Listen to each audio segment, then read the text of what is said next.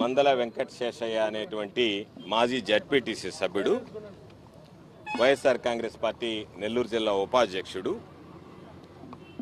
YSR Congress party అనేక రకాలైనటువంటి కార్యక్రమాల్లో చురుగ్గా పాల్గొంటున్నటువంటి నాయకుడు. ఈరోజు అతని కుటుంబం రాజకీయంగా ప్రజలకు చేరువై అంచెలంచెలుగా ఎదగడం జరిగింది. వెంకట శేషయ్య యాదవ్ జడ్పీటీసీగా పనిచేశాడు. వాళ్ళ పిన్నమ్మ మండల ఉపాధ్యక్షురాలుగా పనిచేసింది. వాళ్ళ శ్రీమతి ఈరోజు రాజేశ్వరమ్మ సోదరి ఈరోజు వెంకటాచలం మండల కేంద్రానికి సంబంధించినటువంటి మేజర్ గ్రామ పంచాయతీ సర్పంచ్గా పనిచేస్తుంది. ఈ అంచెలంచెలుగా ఎదగడం జీర్ణించుకోలేనటువంటి సోమిరెడ్డి అనేక సందర్భాల్లో సోమిరెడ్డి అవినీతిని ప్రశ్నించినటువంటి వాడు శేషయ్య. సోమిరెడ్డి చేస్తున్నటువంటి అవినీతి అక్రమాలని ప్రెస్ మీట్లు పెట్టి కానీ లేదా సమావేశాల్లో సభల్లో కానీ గట్టిగా నిలదీసినటువంటి వాడు. దానివల్ల ఈరోజు ఒక సుబ్బారావు అనేటువంటి ఒక సిఐని అక్కడ నియమించుకొని వెంకటాచలం స్టేషన్లో తాను చెప్పినట్టుగా చేయాలనేటువంటి కండిషన్తో అతను తెచ్చుకుని శేషయ్యని ఈరోజు రిమాండ్ చేయడానికి ఎవరైతే నేరం చేస్తేనో దొంగతనానికి పాల్పడితేనో పట్టుకొని శిక్షించాల్సినటువంటి సిఐ, పట్టుకొని సమాజం ముందు నిలబెట్టాల్సినటువంటి సర్కిల్ ఇన్స్పెక్టర్, వాళ్ళతో పాటు వాళ్ళకి రెవెన్యూ సిబ్బందిగా ఉన్నటువంటి ఆర్ఐ రవికుమార్ వీళ్ళందరూ సహకరించి శేషయ్యని ఈరోజు రిమాండ్కి పంపించడం జరిగింది. అందుకే ఈరోజు ఎస్పీ గారు లేరు. ఎస్పీ గారు ఉంటారని నేను, నాతో పాటు సోదరుడు చంద్రశేఖర్ రెడ్డి ఇద్దరం రావడం జరిగింది. ఎస్పీ గారు లేరు, అడిషనల్ ఎస్పీ గారు ఉన్నారు. నేనే గ్రీవెన్స్ కండక్ట్ చేస్తున్నాను సార్ అని చెప్పారు.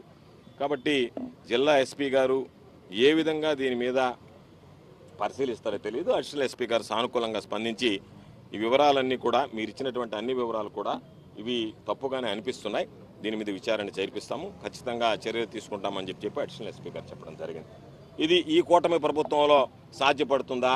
ఒకవేళ నిజంగా ఎస్పీ గారు, ఏఎస్పీ గారు దీని మీద విచారణ జరిపి చర్యలు తీసుకోవాలన్నా వాళ్ళని చర్యలు తీసుకునేటువంటి స్వేచ్ఛ, స్వతంత్రం వీళ్ళకు ఉందా అనేటువంటిది ఈరోజు మనందరం ఆలోచించాల్సినటువంటి ప్రశ్న. అయితే క్లుప్తంగా చెప్పాం. ఏదైతే దీనికి సంబంధించినటువంటి ఎఫ్ఐఆర్ కట్టిన తర్వాత మ్యాజిస్ట్రేట్ గారు దానికి సంబంధించి దీనికి ఎవిడెన్స్ లేదు అని రిటర్న్ చేసిన తర్వాత వేకువజామున 2 గంటలకి 24వ తేదీ రిటర్న్ చేసేటప్పుడు నేను, నాతో పాటు చంద్రశేఖర్ రెడ్డి ఇద్దరు ఉన్నాం, సోదరుడు శాసన మండలి సభ్యులుగా మేము ఉండి ఆ రోజు రిటర్న్ చేసి వెనక్కి పంపించేసిన తర్వాత material evidence not available against accused అని రాశాడు. అన్నీ రిటర్న్ చేశాడు మ్యాజిస్ట్రేట్ గారు.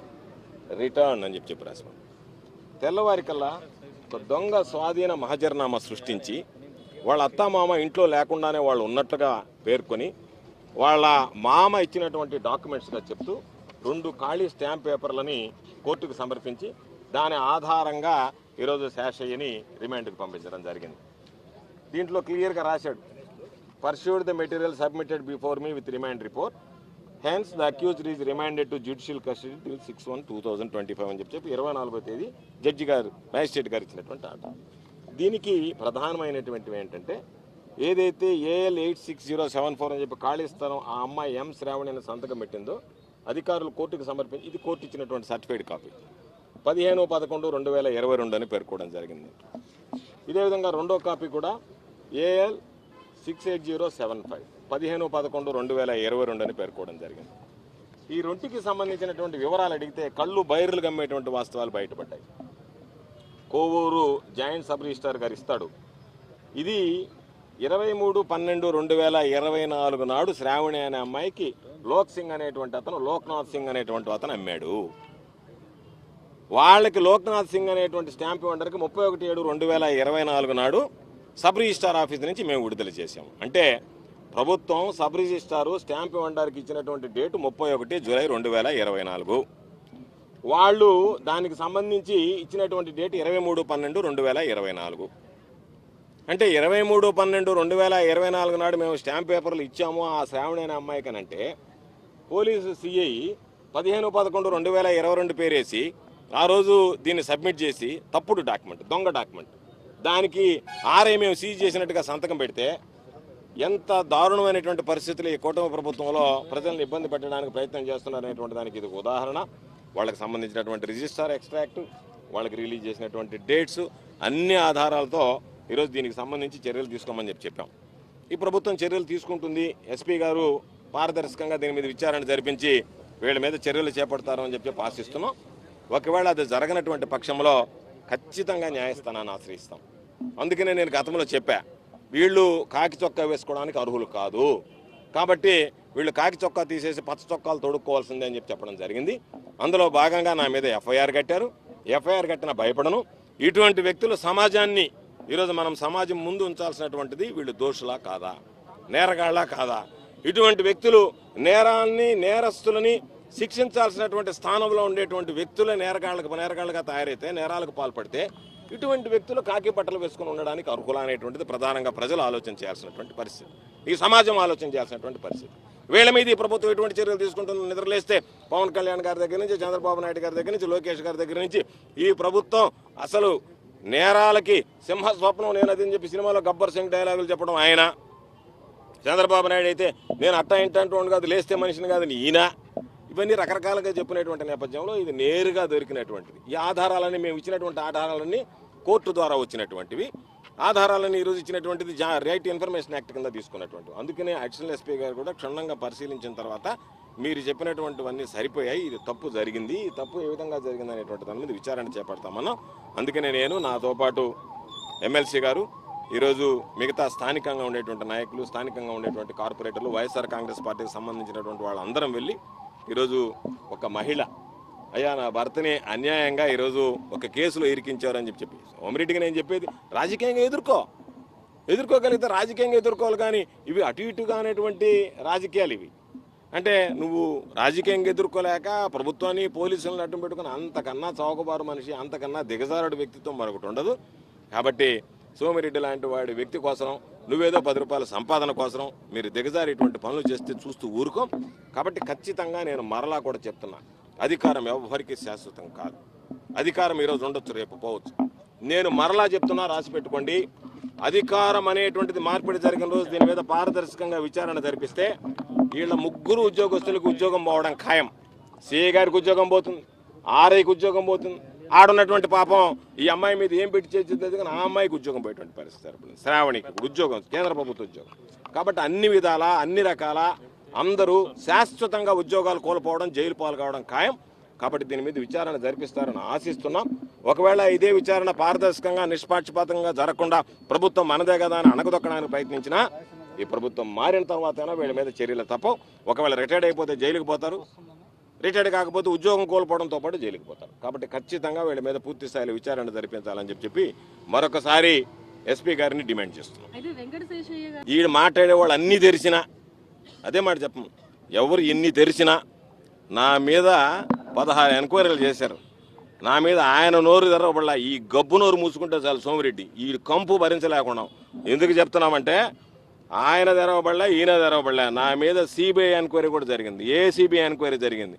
ఒక్క కేసు నా దగ్గర పట్టుకోలేకపోయారు. ఇప్పుడు దగ్గర 16 కేసులు ఇచ్చి 7 నెలల నుంచి ఏ విధంగా నా మీద దొంగ కేసు పెట్టాలా అని చెప్పి రకరకాలైనటువంటి ఆలోచనలు చేస్తున్నారు. కాబట్టి ఎవడు నోరు తెరిచినా సోమిరెడ్డి కంపును భరించలేక సస్తున్నారు తప్ప నెల్లూరు జిల్లా ప్రజలు మరొకటి కాదు.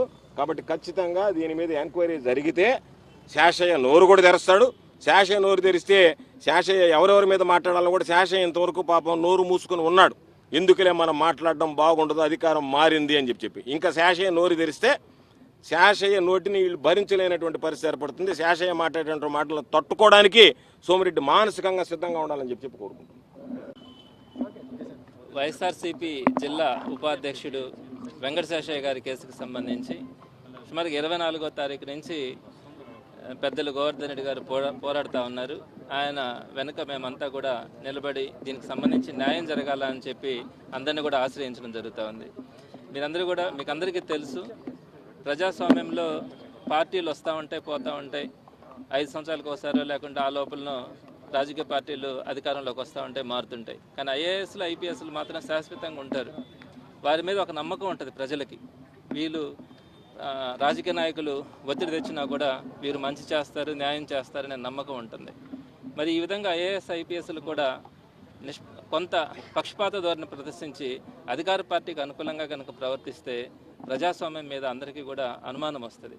ఈరోజు భారతదేశంలో ఇంత పెద్ద ప్రజాస్వామ్యం దేశం ఇది. సుమారుగా 140 కోట్ల మంది ప్రజలు ఉన్నారు. అందరికీ కూడా ప్రజాస్వామ్యం మీద ఒక గౌరవము నమ్మకం ఉండబట్టే ఈరోజు ఎలక్షన్స్ కానీ అన్నీ కూడా సవ్యంగా జరుగుతూ ఉన్నాయి. మరి ఈ పరిస్థితులు కానీ ఇదే విధంగా ఇక్కడ ఆంధ్ర రాష్ట్రంలో జరుగుతున్నటువంటి పరిస్థితులు ఏ విధంగా అయితే అన్యాయంగా అక్రమంగా ఈరోజు ఒక కేసు పెట్టడం, అది అనుకూలంగా లేదనుకుంటే దాన్ని మళ్ళీ ఇమ్మీడియట్గా మార్చి మళ్ళీ ఇంకొక కొత్త కేసుల్ని సృష్టించడం, దానికి దీనికి భిన్నంగా ఉన్నా కూడా కొత్త కొత్త పదాలు కానీ కొత్త కొత్త కథలు కానీ అల్లి వాటన్నిటిని కూడా కేసులుగా తీసుకొని వచ్చి అరెస్టులు చేయడం, ఇది ఎక్కడా కూడా చూసుండం. నాకు తెలిసి భారతదేశంలో ఎక్కడో ఒక దగ్గర ఇంతకుముందు జరుగుతూ ఉన్నాయి, అది కూడా ఇప్పుడు కంట్రోల్ అయిందన్నారు. కానీ ఆంధ్రప్రదేశ్లో మాత్రం విచిత్రంగా జరుగుతూ ఉన్నాయి, చాలా ఘోరంగా ఉన్నాయి. మరి ఐఏఎస్లు ఐపీఎస్లు కూడా ఆలోచించాలా. ప్రజలు లో తిరుగుబాటు రాకముందే వీరు ఒక పక్షపాత ధోరణి లేకుండా ప్రజలకు న్యాయం జరిగేలాగా కనుక ప్రవర్తిస్తే తప్పకుండా ప్రజలకి కానీ సమాజానికి కానీ మంచి జరిగే అవకాశం ఉంటుంది. ఈరోజు నెల్లూరు జిల్లా ఎస్పీ గారికి కూడా ఇదే విషయం మీద పెద్దలు గోవర్ధన్ రెడ్డి గారితో కలిసి ఆదిశేషయ్య గారి గురించి కంప్లైంట్ ఇవ్వడానికి కూడా రావడం జరిగింది. నమ్ముతున్నాం తప్పకుండా త్వరలోనే ఒక న్యాయం జరుగుతుందని. రాకపోతే కోర్టులను ఆశ్రయించడం కానీ అవసరమైతే వీరందరినీ కూడా పార్టీలుగా చేర్చి వీరందరినీ కూడా ముద్దాయిలుగా తీసుకొచ్చే పరిస్థితి కూడా ఏర్పడుతుంది. ఆ పరిస్థితి రాకముందే ముందుగా తెలుసుకోవడం, ఈ అధికారులందరూ కూడా కొంత నిజాయితీగా ప్రవర్తిస్తారని, కేసుల విషయంలో కూడా అడ్డదిడ్డంగా పెట్టకుండా ప్రజలకు అండగా నిలబెడతారని వారిని కూడా కోరడం జరుగుతూ ఉంది. ఈ రోజు కనుక న్యాయం జరగకపోతే రాబోయే రోజుల్లో ఏ విధంగా ముందుకెళ్లాలన్నది కూడా నిర్ణయం తీసుకొని వెళ్ళడం జరుగుతుంది.